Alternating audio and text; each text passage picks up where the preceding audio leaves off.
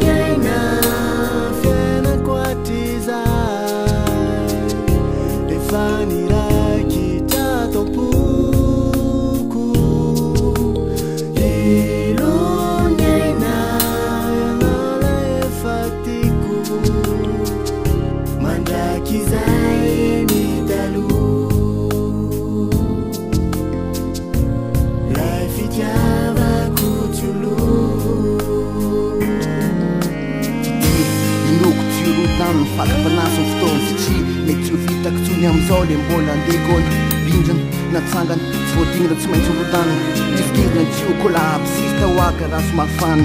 tady mianamany mahampiseterina angide mianany ady teo aniliny anjarany nasoko hoe safide efa kopia fa vitsika raha tsy eo anilanao totelika tsy tamasy oto amin'izao tontolo zao